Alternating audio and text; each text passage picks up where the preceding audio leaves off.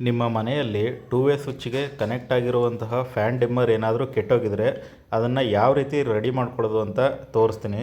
ಡೀಟೇಲಾಗಿ ಸರಿಯಾಗಿ ನೋಡ್ಕೊಳ್ಳಿ ಸ್ನೇಹಿತರೆ. ಇವಾಗ ನಾನು ಒಂದು ಸ್ವಿಚ್ ಪ್ಲೇಟನ್ನು ಬಿಚ್ಚಿದ್ದೀನಿ. ಇದೇನಂತಂದರೆ ಫ್ಯಾನ್ ಡಿಮ್ಮರಲ್ಲಿ 2 ವೈರ್ ಇರುತ್ತೆ. ಅದು 2 ವೇ ಸ್ವಿಚ್ಚಲ್ಲಿ ಸೆಂಟ್ರ್ ಕನೆಕ್ಟ್ ಆಗಿರುತ್ತೆ ಒಂದು. ಇನ್ನೊಂದು ಸೈಡು ಫೇಸ್ ಕನೆಕ್ಟ್ ಆಗಿರುತ್ತಲ್ಲ, ಅದರಿಂದ ಸ್ವಿಚ್ ಪೀಸು ಇಲ್ಲಿ ಸೆಂಟ್ರ್ ಕನೆಕ್ಟ್ ಆಗಿರುತ್ತೆ. ನೀವು ಇಲ್ಲಿ ನೋಡ್ಬೋದು, ಇದು 2 ವೈರಲ್ಲಿ ಮಾಡಿರುವಂಥ 2 ವೇ ಸ್ವಿಚ್ಚು. ಇನ್ನೊಂದು ವೈರ್ ಬಂದು ನಮಗೆ ಫ್ಯಾನ್ ಇಂದ ಬಂದಿರುವಂತಹ ಸ್ವಿಚ್ ಪೀಸ್ಗೆ ಕನೆಕ್ಟ್ ಆಗಿರುತ್ತೆ. ನೀವು ನೋಡ್ತಾ ಇದ್ದೀರಲ್ಲ, ನಾವು ಅದನ್ನು ತೆಗೆದಾಕೋದಕ್ಕಿಂತ ಮುಂಚೆ ಸರಿಯಾಗಿ ನೋಡ್ಕೋಬೇಕಾಗುತ್ತೆ ಯಾವ ವೈರು ಎಲ್ಲಿಗೆ ಕನೆಕ್ಟ್ ಆಗಿದೆ ಅಂತ. ಓಕೆ, ಇದು ಇವಾಗ ಇದನ್ನು ಯಾವ ರೀತಿ ಬಿಚ್ಚೋದು ಅಂತ ಹೇಳ್ಕೊಡ್ತೀನಿ ಬನ್ನಿ. ನೀವು ಇಲ್ಲಿ ನೋಡ್ಬೋದು, ಇಲ್ಲೊಂದು ಮಾರ್ಕ್ ಮಾಡಿದ್ದಾರೆ ನೋಡಿ. ಇಲ್ಲಿ ಟೆಸ್ಟರ್ ಮುಖಾಂತರ ಸ್ವಲ್ಪ ಮೇಲ್ಗಡೆಗೆ ಎತ್ತಿ, ಇದೇನು ಫ್ಯಾನ್ ಡಿಮ್ಮರ್ ಅಂತೇಳಿ ಸ್ವಿಚ್ಚನ್ನು ಬಿಚ್ತಾ ಇದ್ದಾನೆ ಅಂತ ಅಂದ್ಕೋಬೇಡಿ. ಇದು ಅದು ಎರಡೂ ಸೇಮ್ ಒಂದೇ ಥರನೇ ಬಿಚ್ಚೋದಕ್ಕಾಗೋದು.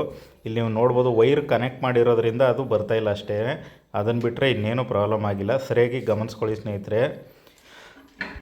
ಅದನ್ನು ಬಿಚ್ಚಾದಮೇಲೆ ಮತ್ತೆ ಅಲ್ಲಿಗೇ ಫಿಟ್ ಮಾಡಬೇಕು ಅಂತಂದ್ರೂ ಸಹ ಏನಿಲ್ಲ, ಸ್ವಲ್ಪ ಹಂಗೇ ಪ್ರೆಸ್ ಮಾಡಿದ್ರೆ ಸಾಕು.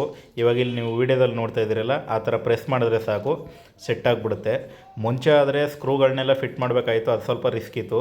ಇವಾಗ ಈ ಥರ ಅದನ್ನು ಫಿಟ್ ಮಾಡ್ಕೊಬಿಟ್ರೆ ಸಾಕಾಗುತ್ತೆ.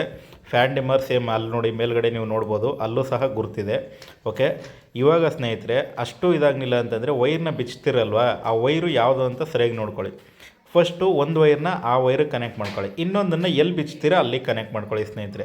ಸಿಂಪಲಾಗಿ ಕೆಲಸ ಮುಗಿದೋಗುತ್ತೆ. ಬಟ್ ಏನಪ್ಪ ಅಂದರೆ ಅದನ್ನು ನೀಟಾಗಿ ರೆಡಿ ಮಾಡೋದಕ್ಕಿಂತ ಮುಂಚೆ MCBಗಳನ್ನ ಆಫ್ ಮಾಡ್ಕೊಳ್ಳಿ ಸ್ನೇಹಿತರೆ. ಟೆಸ್ಟರು ಯಾವಾಗಲೂ ನಿಮ್ಮ ಜೊತೆಯಲ್ಲಿರಲಿ. DP ಬಾಕ್ಸಲ್ಲಿ MCB ಆಫ್ ಆಗಿದೆಯಾ ಅಂತ ಕನ್ಫರ್ಮ್ ಮಾಡಿಕೊಂಡು ಆನಂತರ ನೀವು ಸ್ವಿಚ್ ಪ್ಲೇಟ್ನ ಬಿಚ್ಚಿ ಸ್ನೇಹಿತರೆ.